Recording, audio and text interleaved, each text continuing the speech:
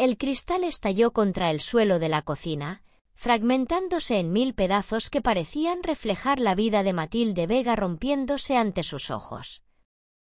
Guillermo la miraba impasible desde el otro lado de la isla central, con esa expresión que ella había aprendido a descifrar tras 32 años de matrimonio. No era rabia, ni siquiera frustración. Era la gélida determinación de alguien que ya ha tomado una decisión irrevocable. «No llores, por favor», dijo él con un tono que pretendía ser comprensivo pero que resultaba insultantemente condescendiente. «Lo he pensado mucho. Será un acuerdo amistoso, sin dramas. A nuestra edad, lo último que necesitamos es una separación tormentosa». Matilde, paralizada junto a la nevera de acero inoxidable que habían comprado juntos cuando reformaron la cocina de su piso en Chamberí hacía apenas 3 años, intentaba respirar. A sus 65 años, recién jubilada del Instituto Cervantes donde había ejercido como profesora de literatura durante casi 4 décadas, no esperaba encontrarse de repente con su matrimonio hecho añicos en el suelo de su cocina, igual que aquel vaso que se le había escapado de las manos temblorosas. ¿Por qué ahora?, logró articular finalmente, con la voz ronca. ¿Por qué precisamente cuando por fin podríamos disfrutar de tiempo juntos? Hemos esperado todos estos años, hemos criado a los niños, hemos trabajado como burros para pagar este piso, para tener una buena jubilación. Precisamente por eso, respondió Guillermo ajustándose las gafas con ese gesto suyo tan característico. Hemos cumplido con todo lo que se esperaba de nosotros. Los chicos están colocados. Ya no tenemos obligaciones. Y ahora quiero vivir el tiempo que me queda a mi manera. La expresión anodina de Guillermo ocultaba algo más, Matilde estaba segura. 32 años no pasaban en vano y ella conocía cada matiz de su mirada, cada inflexión de su voz. Había algo que no le estaba contando. ¿Hay otra persona?, preguntó directamente, preparándose para el impacto. No se trata de eso, contestó él demasiado rápido, evitando su mirada. Se trata de mí, de lo que necesito. De libertad. Siempre he sido demasiado convencional. Por ti, por los niños. Ahora quiero experimentar. Matilde reprimió una carcajada amarga. ¿Experimentar? Guillermo Álvarez, el hombre que planificaba las vacaciones con 6 meses de antelación y que nunca había cambiado de marca de calcetines en 3 décadas. Algo no cuadraba. ¿Desde cuándo lo tienes decidido?, preguntó, todavía intentando procesar lo que estaba ocurriendo. Hace tiempo, admitió él. Pero quería esperar a que te jubilaras. No quería que esto afectara a tu trabajo. ¿Qué considerado?, respondió ella con una ironía que no pasó desapercibida. ¿Y qué propones exactamente? ¿Vender el piso? ¿Divorcio? ¿Separación de bienes? Podemos vender el piso, sí. Repartirnos equitativamente lo que tenemos. Sin peleas, sin abogados si es posible. Un acuerdo limpio. Ahí estaba otra vez esa expresión, acuerdo limpio. Como si 32 años de vida compartida pudieran liquidarse con la misma facilidad con la que se cierra una cuenta bancaria. Y supongo que ya tienes todo calculado, ¿verdad? Bueno, he estado revisando nuestras finanzas, reconoció él, moviéndose incómodo. El piso está completamente pagado, tenemos los fondos de pensiones, las acciones de Telefónica que heredaste de tu padre. Un momento, le interrumpió Matilde, empezando a ver el panorama con mayor claridad. ¿Has estado revisando mis cuentas personales? El silencio de Guillermo fue más elocuente que cualquier respuesta. Matilde sintió que el suelo bajo sus pies se tambaleaba aún más. Necesitaba sentarse. Se dirigió al salón y se desplomó en el sofá, ese mismo donde tantas veces habían visto películas acurrucados, donde habían discutido la educación de sus hijos, donde habían planificado su futuro. Un futuro que ahora parecía evaporarse como la niebla matinal en la casa de campo. ¿Sabes qué? Sal de casa un rato, le pidió Matilde, sorprendiéndose a sí misma por lo firme que sonaba su voz. Necesito pensar. Necesito estar sola. Matilde, ¿yo? Por favor, Guillermo. Vete. Ahora.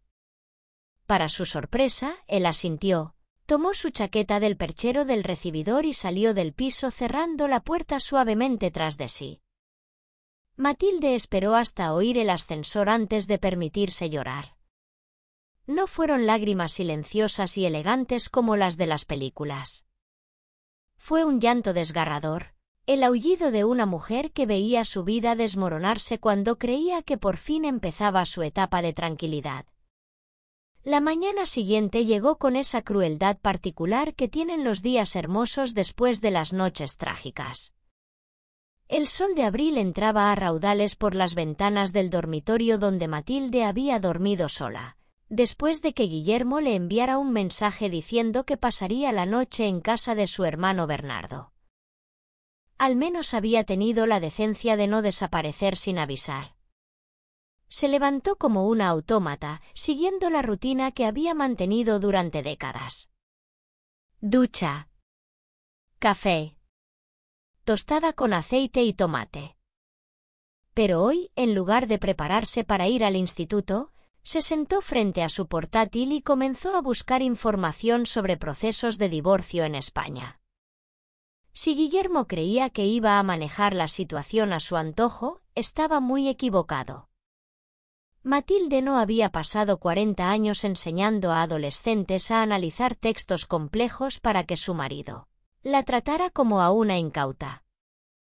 A media mañana ya había contactado con una abogada especializada en divorcios. Luz Prado tenía fama de ser implacable pero justa, justo lo que Matilde necesitaba.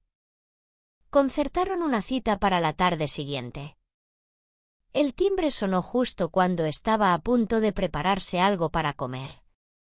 Al abrir, se encontró con Carla, su mejor amiga desde la universidad. «He venido en cuanto he podido», dijo Carla abrazándola fuertemente. Matilde no había llamado a nadie. No había contado nada. «¿Cómo te has enterado?» Guillermo llamó a Miguel anoche, explicó Carla, refiriéndose a su marido. Dijo que necesitaba consejos sobre cómo manejar la situación contigo. Miguel le dijo que se fuera al infierno y me lo contó todo. Matilde sintió una oleada de gratitud hacia su círculo de amigos. Carla y Miguel habían estado con ellos desde el principio, desde aquellas cenas de estudiantes en pisos compartidos cuando todos estaban empezando sus carreras. «No sé qué hacer», Carla confesó mientras se sentaban en la terraza con sendas copas de vino. 32 años, ¿y ahora qué? ¿Empezar de cero? ¿Buscar un apartamento? ¿Vivir sola como una viuda sin estar viuda? Lo que vas a hacer es tomar el control, respondió Carla con determinación. Guillermo siempre ha sido un calculador. Si quiere jugar a esto, que se prepare. Mientras hablaban, el teléfono de Matilde no dejó de recibir mensajes. Sus hijos, Pablo y Sofía, ya estaban al tanto. Viviendo en Barcelona y Londres respectivamente, ambos querían volver inmediatamente a Madrid para estar con ella. «No, cariño», le dijo a Pablo cuando finalmente contestó su llamada. «No dejéis vuestros trabajos por esto. Estoy bien, de verdad. Ya no soy una niña, puedo manejar un divorcio». «Pero mamá, esto es muy repentino». «¿Qué ha pasado realmente?» Papá solo habla de diferencias irreconciliables y nuevos caminos. Parece un comunicado de prensa. Matilde sonrió tristemente. Su hijo siempre había sabido leer entre líneas, como ella. No lo sé todo aún, cariño. Pero lo averiguaré. Y cuando lo haga, tomaré decisiones. Tras despedirse de su hijo, Matilde se volvió hacia Carla, que la observaba con preocupación. ¿Quieres que me quede esta noche?, ofreció su amiga. No, necesito estar sola. Necesito pensar. Después de que Carla se marchara, Matilde revisó meticulosamente las cuentas conjuntas desde su ordenador. Como profesora de literatura, nunca había prestado demasiada atención a las finanzas del matrimonio, confiando en Guillermo, que había trabajado como gestor en un banco hasta su jubilación 3 años antes. Ahora se arrepentía amargamente de esa confianza ciega. Lo que encontró la dejó perpleja. En los últimos 2 años se habían realizado importantes transferencias desde sus cuentas conjuntas hacia una cuenta que no reconocía. Miles de euros cada mes. Su pensión y la de Guillermo entraban puntualmente, pero gran parte del dinero desaparecía poco después. Cuando Guillermo regresó aquella noche, Matilde ya había tomado una decisión. No le permitiría controlar la situación. No sería la esposa abandonada que se queda llorando en un rincón. Si él quería guerra, tendría guerra. He revisado las cuentas, le dijo sin preámbulos apenas cruzó la puerta. ¿Quieres explicarme a dónde ha ido todo ese dinero? Guillermo palideció visiblemente, dejando caer su bolsa de viaje en el recibidor. No sé de qué hablas, intentó defenderse, pero su voz temblorosa lo delataba. No me tomes por idiota, Guillermo. ¿Tiene esto algo que ver con Bernardo? ¿Con sus negocios? Bernardo, el hermano menor de Guillermo, siempre había sido la oveja negra de la familia. Empresario de dudoso éxito, constantemente metido en proyectos que rozaban la legalidad, había sido una fuente constante de preocupación para Guillermo, que a menudo había tenido que sacarlo de apuros financieros. Las cosas son complicadas, empezó Guillermo. Simplifícalas para mí, respondió Matilde cruzándose de brazos. Durante la siguiente hora, la verdad salió a la luz. Bernardo había metido a Guillermo en un negocio inmobiliario en Marbella. Habían invertido en apartamentos de lujo que supuestamente se venderían a compradores extranjeros por el doble de su valor. Pero había habido problemas con los permisos, con los contratistas, y finalmente se descubrió que Bernardo había estado malversando fondos. El negocio se había hundido, dejando a Guillermo con deudas que había estado pagando silenciosamente con el dinero del matrimonio. ¿Por qué no me lo contaste?, preguntó Matilde, incrédula. Podríamos haberlo solucionado juntos. Siempre me has admirado por mi capacidad para manejar las finanzas, confesó Guillermo con amargura. No quería que vieras que había sido un completo imbécil. ¿Así que en lugar de admitir tu error, decides abandonarme? ¿Qué clase de lógica es esa? Las deudas siguen ahí, Matilde. Y hay más problemas. Hacienda está investigando. Podrían ir contra todos nuestros bienes. Si nos divorciamos, al menos la mitad quedaría a salvo, a tu nombre. Matilde lo miró como si fuera un extraño. Este hombre calculador y frío no se parecía en nada al compañero de vida que creía conocer. Mañana tengo una cita con una abogada, dijo finalmente. No voy a tomar ninguna decisión hasta hablar con ella. Pero una cosa te digo, Guillermo, si lo que pretendes es protegerme, has elegido la peor manera posible. Lo sé, respondió él con un hilo de voz. Pero ya no podía seguir fingiendo que todo estaba bien. La presión era demasiada. ¿Y dónde piensas vivir mientras tanto? Puedo quedarme con Bernardo unos días más. No, le interrumpió Matilde. Tú te quedarás aquí. Yo me voy. ¿Qué? No, Matilde, este es tu hogar. Este piso está a nombre de los dos y probablemente acabará vendiéndose para pagar tus deudas. Ya no es mi hogar. Prefiero empezar cuanto antes mi nueva vida. Matilde no esperaba sentir ese extraño alivio al pronunciar esas palabras. Mi nueva vida. Sonaba aterrador y emocionante a la vez. Esa noche, mientras Guillermo dormía en el sofá, Matilde empezó a hacer las maletas. No se llevaría muchas cosas, solo lo esencial. Ropa, algunos libros, las fotografías de sus hijos. En 2 días se mudaría temporalmente al apartamento que su prima Teresa tenía en Malasaña y que apenas utilizaba, pues vivía la mayor parte del año en Valencia. Mientras doblaba cuidadosamente sus blusas favoritas, se sorprendió tarareando una vieja canción de Serrat. Hoy puede ser un gran día, plantéatelo así. Tal vez, después de todo, esta crisis fuera también una oportunidad. A sus 65 años, por primera vez en su vida adulta, Matilde Vega estaba completamente libre de ataduras. Y esa idea, aunque aterradora, empezaba a resultar extrañamente seductora. Almohadilla, almohadilla, segunda parte, descubrimiento. El pequeño apartamento en Malasaña, con sus techos altos y sus suelos de madera crujiente, se convirtió en el refugio de Matilde durante las siguientes semanas. Situado en un edificio rehabilitado de la calle San Vicente Ferrer, el piso tenía el encanto bohemio del Madrid más castizo combinado con las comodidades modernas que su prima Teresa había incorporado en la última reforma.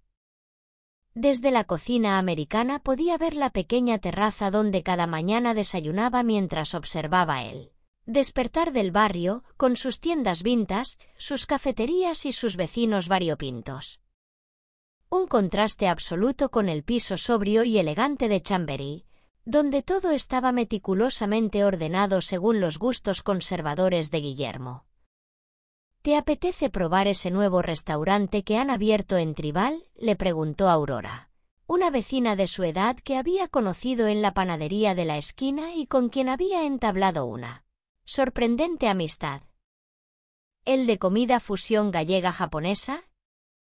No sé si estoy preparada para semejante aventura culinaria, rió Matilde.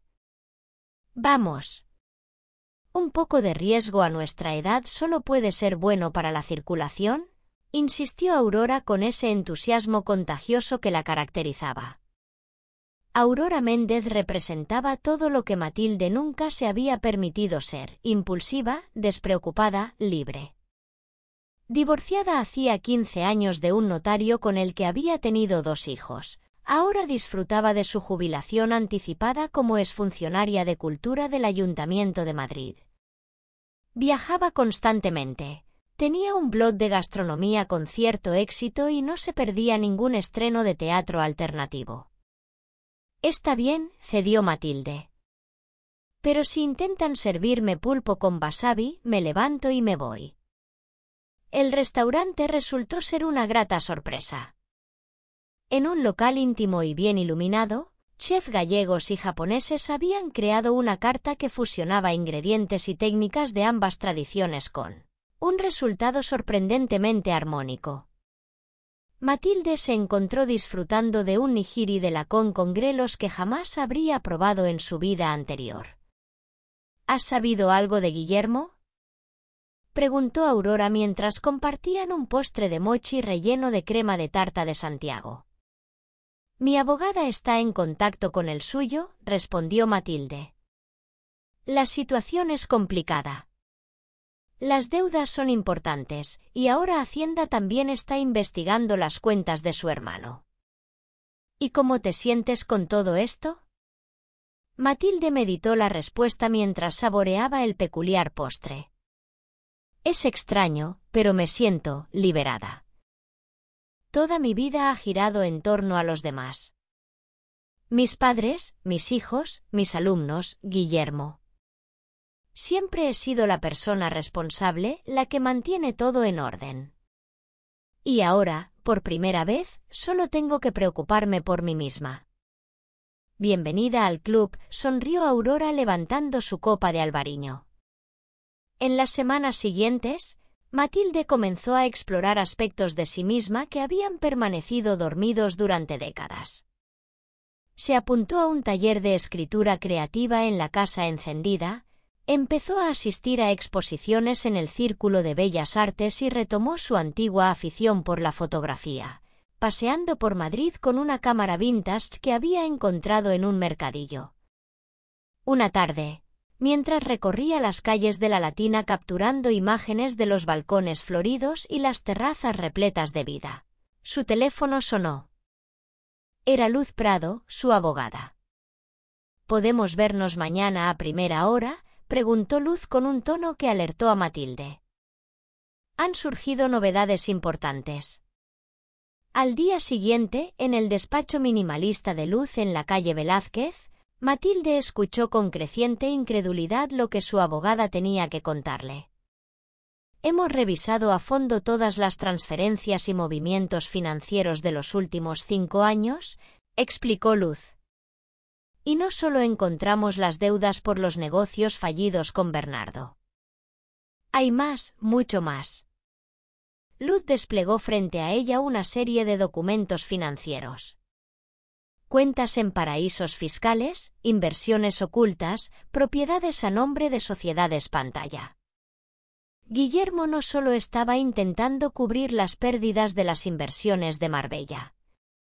Ha estado ocultando sistemáticamente parte de vuestro patrimonio durante años. Pero, ¿por qué? Nunca tuvimos problemas económicos. Siempre tuvimos más que suficiente con nuestros sueldos y las herencias de ambos. Eso es lo que estamos investigando. Por ahora, lo que está claro es que Guillermo ha estado desviando fondos a cuentas en el extranjero y realizando operaciones financieras de dudosa legalidad. Y lo peor, ha utilizado tu firma en varios documentos. ¿Mi firma? Eso es imposible. Yo nunca. Tenemos pruebas de que tu firma ha sido falsificada en al menos 3 ocasiones. En documentos para préstamos y constitución de sociedades. Matilde sintió que le faltaba el aire. El Guillermo que creía conocer, metódico, conservador, incapaz de saltarse un semáforo en rojo, había estado llevando una doble vida financiera durante años. ¿Qué debemos hacer?, preguntó finalmente. Tenemos 2 opciones, podemos llevar todo esto ante un juez inmediatamente, lo que probablemente resultaría en cargos criminales contra Guillermo, o podemos usarlo como herramienta de negociación para conseguir un acuerdo de divorcio que te proteja completamente. Matilde pensó en sus hijos, en cómo reaccionarían al saber que su padre podría ir a la cárcel. Pensó en la familia de Guillermo, en su madre Rosa, ya anciana, que adoraba a su hijo primogénito. Pensó en los años compartidos, en lo que una vez habían sido. Vamos a intentar el acuerdo primero, decidió. Pero quiero estar completamente protegida. Y quiero la verdad, toda la verdad. Esa misma tarde, se reunieron con Guillermo y su abogado en un despacho neutral.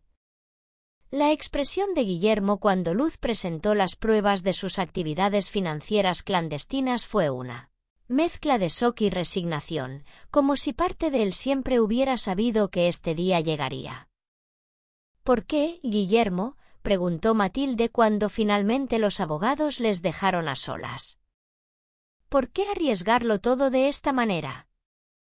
Guillermo, que parecía haber envejecido 10 años en las últimas semanas, se pasó la mano por el rostro cansado. Empezó después de que me ascendieran a director de la sucursal, confesó.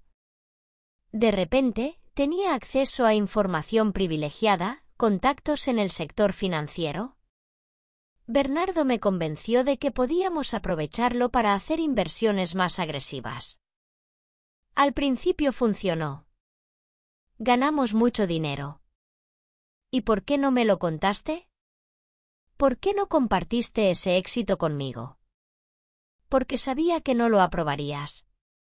Tú siempre has sido tan recta, tan ética. Y yo empecé a disfrutar de esa otra vida. Los viajes de negocios que en realidad eran para reunirme con inversores en Suiza o Luxemburgo. Las comidas con empresarios de dudosa reputación pero que conocían todos los trucos. Matilde lo observaba como si fuera un extraño. Este hombre que hablaba de engaños y artimañas financieras no se parecía en nada al hombre con el que había compartido más de 3 décadas de su vida. ¿Y cuándo empezó a ir mal?, preguntó, aunque parte de ella ya lo sabía. Con la crisis financiera. Muchas de nuestras inversiones se desplomaron.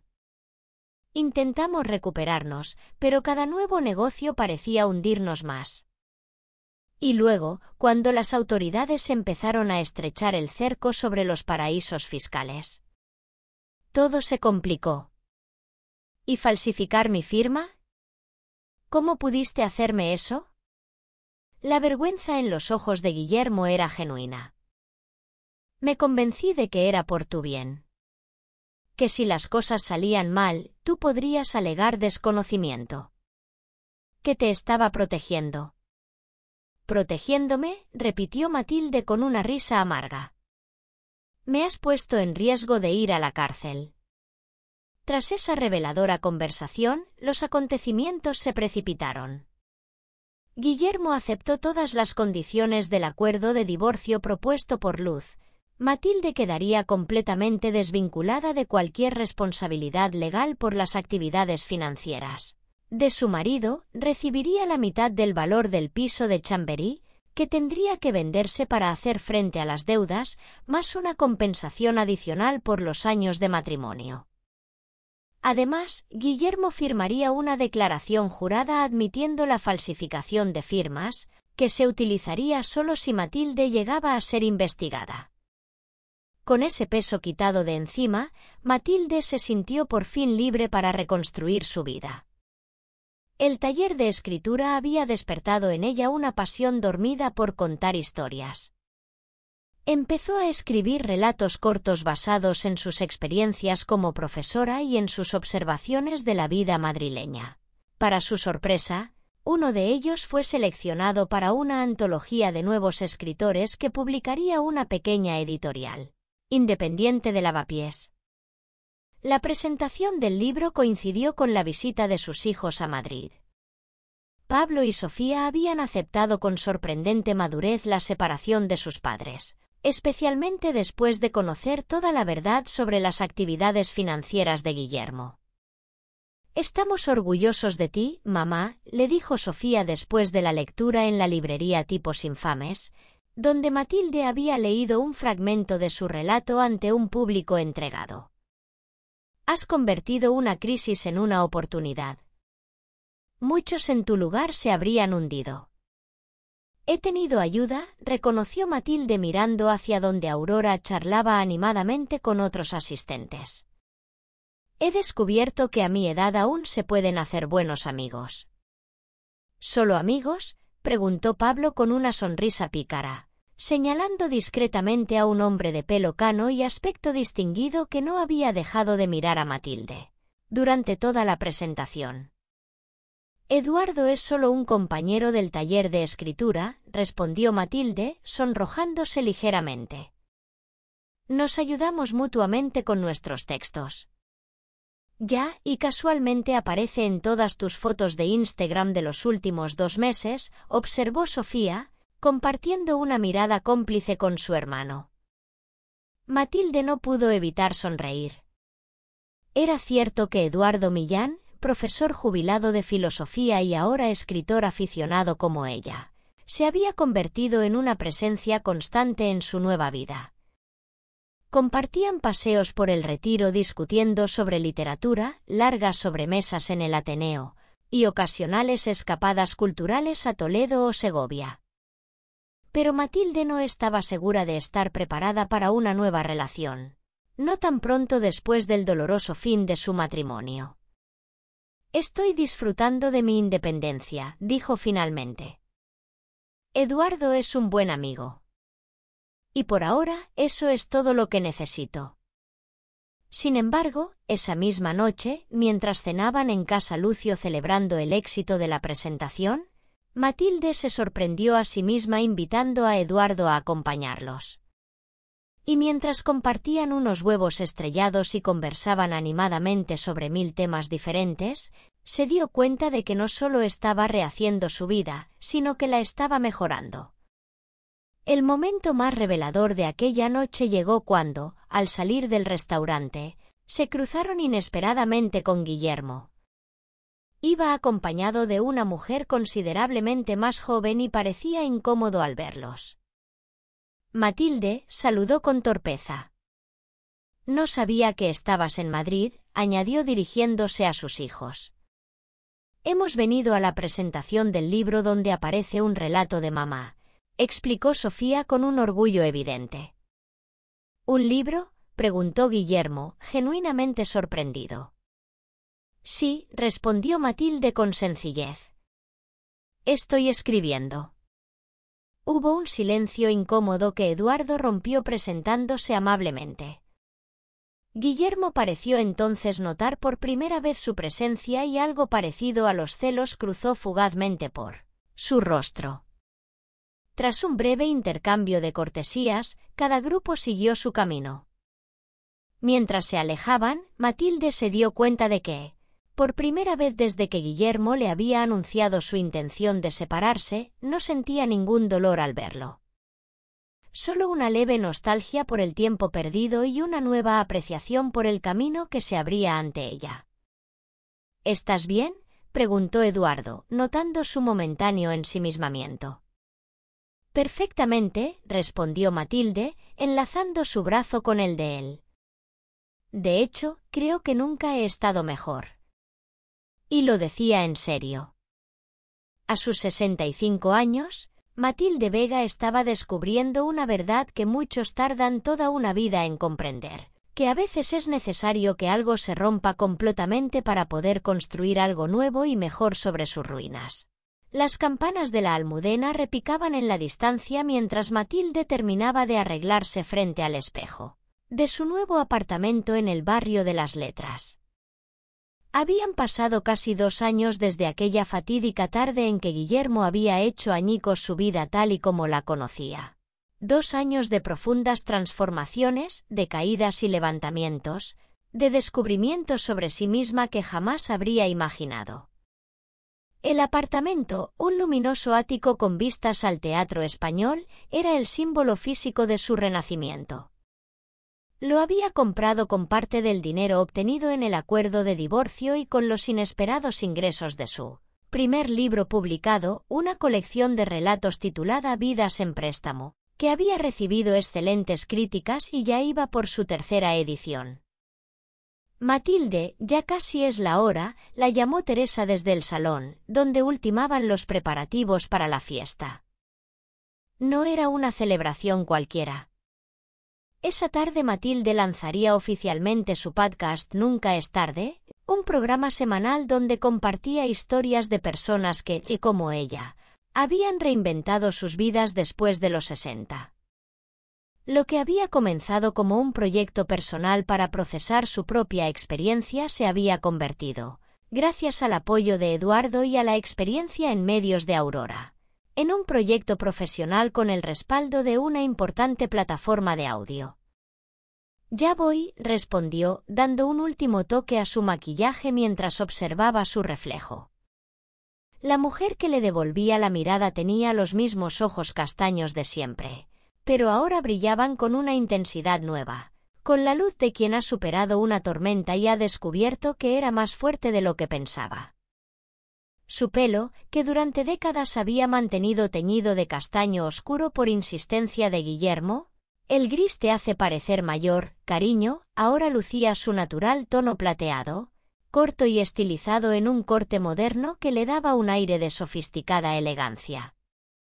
Vestía una túnica de seda azul cobalto que Teresa le había regalado, asegurando que ese color gritaba intelectual exitosa. En el salón, Aurora y Eduardo compartían risas mientras colocaban copas y platillos con canapés preparados por el pequeño catering que habían contratado para la ocasión. Pablo había llegado desde Barcelona con su pareja Marc, y Sofía los alcanzaría directamente en la terraza del Círculo de Bellas Artes, donde se realizaría el lanzamiento oficial después del pequeño encuentro previo en casa con los más cercanos. «Estás radiante», le dijo Eduardo cuando la vio entrar al salón. Sus ojos, de un gris que siempre le recordaba a Matilde las tardes de lluvia en el Retiro, la miraban con una mezcla de admiración y ternura que aún la hacía sonrojar. Su relación con Eduardo había evolucionado lentamente, con la cautela de dos personas que han vivido lo suficiente para saber que las prisas rara vez conducen a buen puerto. De compañeros de taller literario habían pasado a amigos íntimos, y de ahí a una complicidad que trascendía las etiquetas. No vivían juntos, a mi edad, valoro demasiado tener mi propio espacio, solía decir Matilde, pero pasaban la mayor parte de su tiempo libre en mutua compañía, disfrutando de conciertos en el Auditorio Nacional, escapadas de fin de semana a ciudades con historia, o simplemente leyendo en silencio, cada uno absorto en un libro pero confortablemente consciente de la presencia del otro. «Todo está listo», anunció Aurora, supervisando con ojo crítico la disposición de la mesa. «Los del catering llegarán a la terraza a las 7, y el técnico de sonido ya ha confirmado que el equipo está instalado y probado». Aurora se había involucrado en el proyecto del podcast con el entusiasmo que la caracterizaba. Con sus contactos en el sector cultural madrileño, había conseguido que varias personalidades aceptaran ser entrevistadas en los primeros episodios, desde una reconocida chef que había abierto su primer restaurante a los 70 años tras toda una vida como ama de casa, hasta un ex ejecutivo que ahora recorría el Camino de Santiago guiando a peregrinos extranjeros. El timbre sonó y Teresa fue a abrir. Era Carla, acompañada de su marido Miguel y de Luz Prado, la abogada que se había convertido en amiga cercana tras ayudar a Matilde durante el complicado proceso de divorcio. «Traje champán», anunció Carla levantando una bolsa. «No todos los días una de mis mejores amigas se convierte en la voz de nuestra generación». «No exageres», rió Matilde, aunque en el fondo le complacía el reconocimiento. Si hace 2 años alguien le hubiera dicho que estaría a punto de lanzar un podcast, probablemente habría preguntado qué era exactamente un podcast. Ahora no solo lo sabía, sino que había aprendido a editar audio, gestionar redes sociales y construir una comunidad en torno a su proyecto. Mientras servían las copas y brindaban por el éxito del lanzamiento, el teléfono de Matilde vibró con un mensaje. Era de Sofía: «Estoy en un taxi. Llego en 20 minutos. Y traigo una sorpresa». Matilde sonrió, intrigada. Sofía siempre había sido la más espontánea de sus hijos, la que aparecía con amigos inesperados o planes de última hora. Pablo, en cambio, miraba ahora su propio teléfono con una expresión que Matilde conocía bien, mezcla de preocupación y resignación. «¿Todo bien, cariño?», le preguntó acercándose a él mientras los demás conversaban animadamente. «¿Es papá?», respondió Pablo en voz baja. «Me ha enviado un mensaje deseándonos suerte esta noche.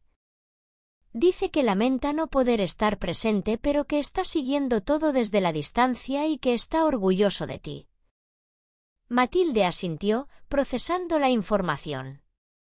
Las noticias sobre Guillermo le llegaban principalmente a través de sus hijos.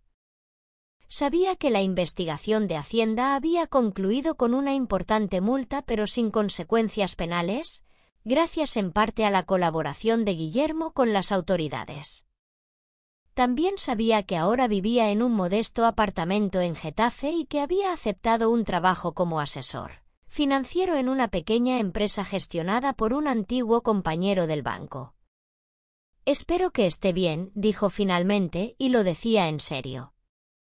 El rencor inicial se había ido disipando con el tiempo, dejando paso a una extraña mezcla de compasión y gratitud. Compasión por el hombre que, tras una vida de aparente control, había acabado perdiendo todo por no saber pedir ayuda. Gratitud porque, paradójicamente, su traición le había abierto la puerta a la vida que ahora disfrutaba. «Está mejor», respondió Pablo. «La terapia parece estar ayudándole. Y está escribiendo una especie de manual sobre errores financieros comunes. Dice que quiere que su experiencia sirva para que otros no cometan sus mismos errores». «Me alegro», dijo Matilde sinceramente. «Todo el mundo merece una segunda oportunidad». La llegada de Sofía, acompañada de una mujer mayor de aspecto distinguido, interrumpió la conversación. Matilde tardó unos segundos en reconocer a Natalia Vega, una reconocida editora y crítica literaria que había escrito una elogiosa reseña sobre su libro en El Cultural. «¡Sorpresa!», exclamó Sofía, radiante.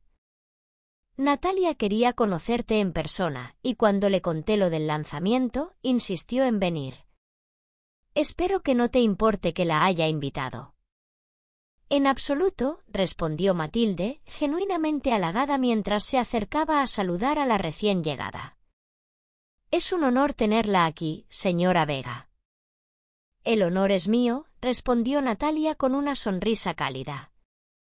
Su colección de relatos me pareció extraordinaria, y cuando su hija me contó sobre este nuevo proyecto, bueno, tenía que venir a conocer a la mujer detrás de esas palabras tan poderosas. Las siguientes horas transcurrieron en un torbellino de conversaciones, risas y brindis. A las 8, todo el grupo se trasladó a la terraza del Círculo de Bellas Artes, donde ya esperaban periodistas culturales, otros escritores, amigos del taller literario y un nutrido grupo de seguidores del blog que Matilde había comenzado como complemento al podcast. La vista desde la azotea era espectacular. El cielo de Madrid se teñía de tonos anaranjados mientras el sol comenzaba a ocultarse tras los edificios históricos del centro, bañando la escena con una luz dorada que parecía diseñada para la ocasión. En un pequeño escenario improvisado, Eduardo tomó el micrófono para presentar oficialmente el proyecto. Con su voz grave y pausada, habló sobre cómo había conocido a Matilde, sobre la transformación que había presenciado en ella y sobre la importancia de su mensaje. Nunca es demasiado tarde para reinventarse. Cuando finalmente Matilde subió al escenario, acogida por un cálido aplauso, se sintió extrañamente tranquila. Miró al público, reconociendo rostros amigos mezclados con otros desconocidos pero igualmente atentos, y comenzó a hablar sin necesidad de leer las notas que había preparado. «Hace exactamente 2 años y 3 meses, mi vida se hizo añicos cuando mi marido de 32 años me anunció que quería separarse», comenzó. Un silencio expectante se instaló en la terraza. «Ese día pensé que mi vida había terminado. Que a mis 65 años, recién jubilada, no me quedaba más que una existencia de tristeza y nostalgia por lo perdido». Hizo una pausa, tomando un sorbo de agua. «Nunca me había equivocado tanto», continuó con una sonrisa. «Lo que parecía el fin resultó ser apenas el principio. Lo que sentía como una catástrofe se convirtió en el empujón que necesitaba para atreverme a vivir la vida que siempre había postergado. Y descubrí que, contrariamente a lo que nuestra sociedad nos hace creer, la vida no termina a los 60. De hecho, para muchos de nosotros, apenas comienza». Un murmullo de aprobación recorrió la audiencia. Matilde vio a varias mujeres de su edad asintiendo con entusiasmo. «Este podcast nace de esa experiencia, pero no se trata solo de mí. Se trata de todas esas personas que, como yo, han descubierto que nunca es tarde para reinventarse, para atreverse, para soñar. Personas que han transformado crisis en oportunidades y que tienen historias que merecen ser contadas y escuchadas». Mientras Matilde seguía hablando, presentando a algunos de los invitados que participarían en los primeros episodios y agradeciendo a quienes habían hecho posible el proyecto, no pudo evitar una sensación de plenitud que jamás había experimentado antes. ni siquiera en sus momentos de mayor éxito profesional como profesora. La velada continuó con la reproducción del primer episodio del podcast, una conmovedora entrevista con Carmen Aguilar, una viuda de 78 años que había transformado el pequeño negocio textil de su difunto marido en una exitosa marca de moda sostenible con reconocimiento internacional. La historia de Carmen, narrada con la calidez y empatía de Matilde, provocó tanto risas como lágrimas entre los asistentes. Cuando finalmente la presentación oficial concluyó y los invitados comenzaron a dispersarse en pequeños grupos por la terraza, Matilde se encontró rodeada de personas que querían compartir sus propias historias, felicitarla o simplemente estrechar su mano. Entre ellas había varias alumnas de sus años en el Instituto Cervantes, ahora mujeres maduras que recordaban con cariño sus clases de literatura. «Siempre supe que tenías una voz única», le dijo una de ellas, ahora profesora ella misma. «Tus clases me inspiraron a seguir tus pasos, y ahora tu podcast me inspira a mirar mi futura jubilación con esperanza en lugar de temor». En un momento de relativa calma, Eduardo se acercó con 2 copas de cava y la guió hacia un rincón más tranquilo de la terraza, desde donde podían contemplar la Gran Vía iluminada. «Por ti», brindó, chocando suavemente su copa con la de ella. «Por tu valentía, tu talento y tu capacidad para transformar el dolor en belleza». «Y por nosotros», añadió Matilde, sorprendiéndose a sí misma con aquellas palabras. «Por esta inesperada segunda oportunidad». Eduardo la miró con una mezcla de sorpresa y felicidad. Nunca habían puesto nombre a lo que tenían, preservando una deliberada ambigüedad que les resultaba cómoda a ambos. «¿Estás segura?», preguntó con suavidad. «No hace falta ponerle etiquetas si no quieres».